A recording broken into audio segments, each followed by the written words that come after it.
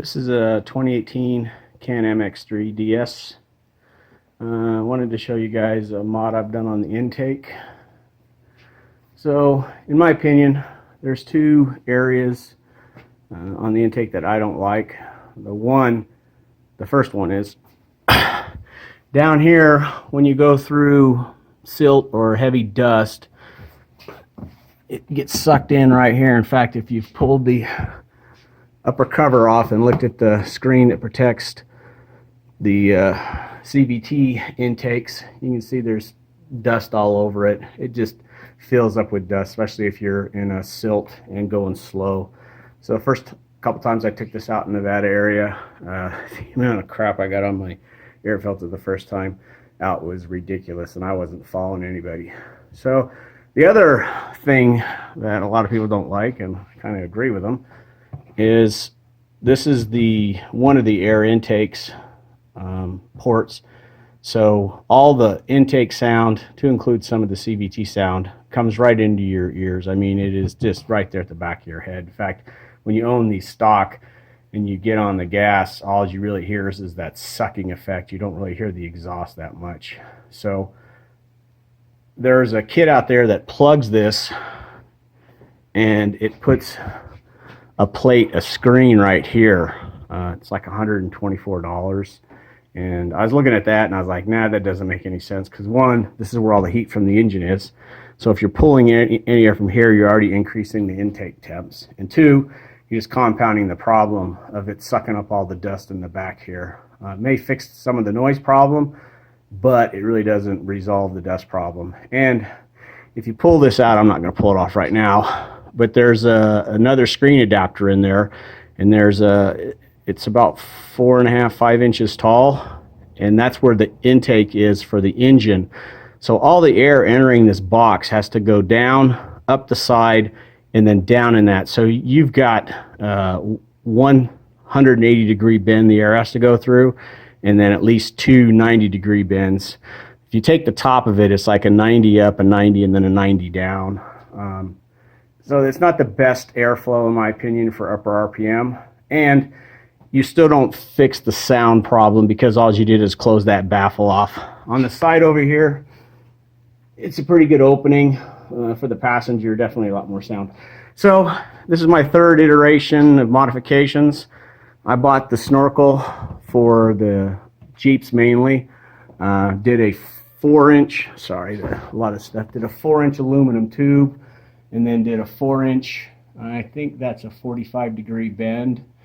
And then down in here, this is a 22, I think it's a 22-degree bend that goes 4-inch to 3-inch. And it's a nice wrapped hose, so there's no harsh edges. It's kind of like a funnel, so it doesn't slow the air down. And the other thing is, let me see if I can turn on the light for you guys here. Okay. See that clamp back there? That's the rubber inlet hose that comes through the bottom deck of the side-by-side. And let me turn the light off. It is a 3-inch diameter, it's almost like an accordion hose. So what I did is I bought, on my third mod, I bought a 3-inch aluminum tube, and I had to trim, there's a little piece on the top of that rubber hose that connects to your intake. I had to trim it off, but I shoved the 3-inch aluminum tubing down in there, and it fits really snug. And then I put this 4-inch to 3-inch on top of that, and then it run it up. So now the intake is 100% for the engine. All the air goes through here. I'd show you guys, but I got the garage closed. You can put like a tissue or a paper towel up there with the engine running, and it just keeps it right up there. So here's with it running. I'll show you. I'll put this is even in the best of, you can see it just holds it right up there. There's not a whole lot, but that's all the intakes going through that. I did some around the neighborhood tests, and the sound on the intake is definitely down.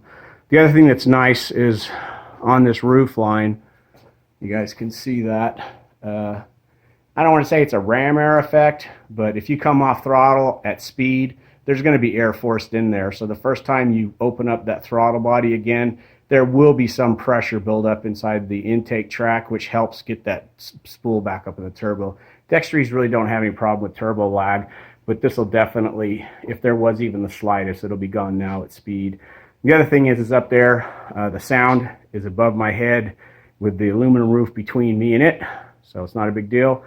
And it's definitely further away from any dust. So I believe it should work out pretty good. But I'm going to do some testing on this tomorrow. I'm going to do about 120 miles in some mountainous terrain. Nothing serious for suspension wise, but I'll definitely be using quite a bit of intake and dust.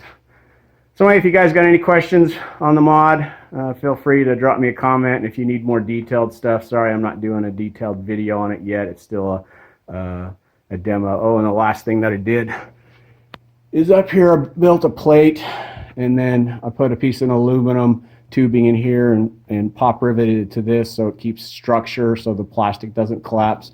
And this clamp just goes around it, and it's pretty solid. It's not going anywhere. That was one of the first design elements I did, and that's tested. It's got about 200 miles on it and don't have any problem with it. So anyway, if you guys got any questions, hopefully this will work out. Guys, have a good one.